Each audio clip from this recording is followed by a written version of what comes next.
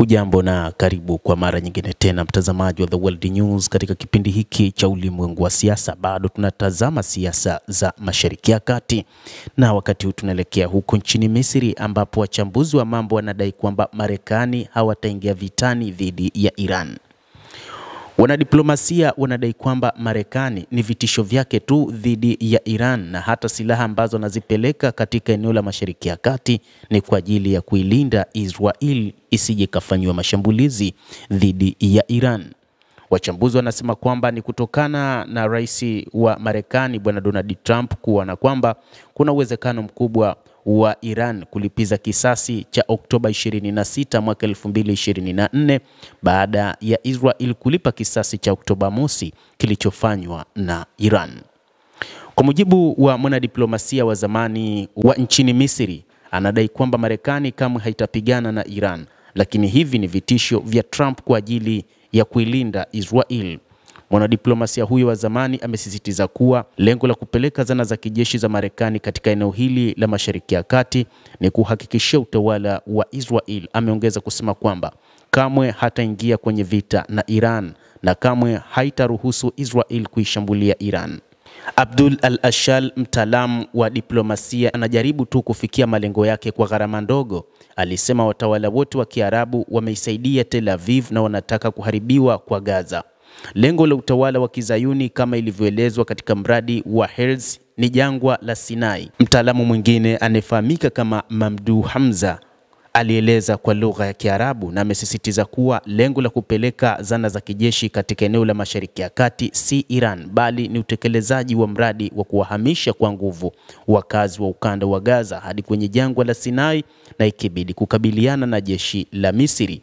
Na ni kutokana na kile ambacho kinaonekana wakati huu ambapo Misri hasa katika eneo la Sinai majeshi yake yamekuwepo kwa muda mrefu, na ni majeshi ambayo yamekuwa yakijilinda kutokana na kufahamu juu ya hilo, na ndipo ambapo hata Israel imekuwa na wasiwasi ikijifanya kama vile haijui ni nini ambacho kinaendelea, lakini majeshi ya Misri yamekuwa yakifanya mazoezi mazito katika eneo hilo la Sinai. Hata hivyo, wachambuzi hao na wanadiplomasia kutoka nchini Misri wanadai kwamba wakati huu ni dhahiri Urusi lazima itaingilia kati mzozo huu, lakini pia hata Uchina nayo huenda ikaingilia kati, na hivyo Marekani hataweza kupigana ikiwa Urusi itaingilia kati.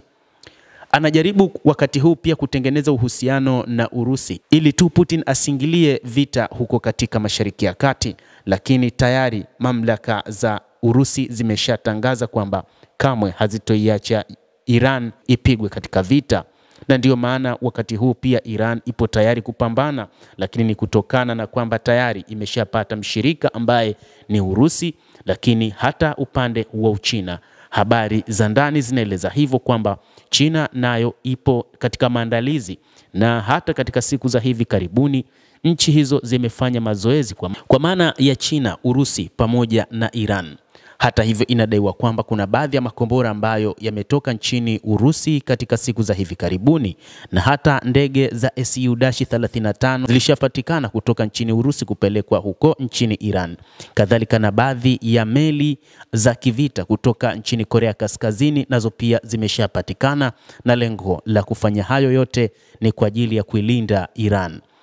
China bado haikueleza, lakini China kama kawaida yake ni kwa ajili ya kulinda uchumi wa Iran kama ilivyofanya katika kulinda uchumi wa Urusi. Wakati wa vita nchini Ukraine, ni China pamoja na India ndizo ambazo zimeshiriki kwa kiasi kikubwa kwa ajili ya kulinda uchumi wa Urusi. Kadhalika, ikitokea vita kati ya Marekani na Iran itanufaika kwa nchi hizi, kwanza kwa ajili ya kulindiwa uchumi wake, lakini yapo mataifa ambayo yatashiriki moja kwa moja katika mapambano, na mfano wa mataifa hayo ni Urusi pamoja na Korea ya Kaskazini. Hizi ni taarifa ambazo zimeelezwa katika baadhi ya vyanzo vya habari, licha ya kuelezwa na baadhi ya wachambuzi na wanadiplomasia kutoka nchini Misri.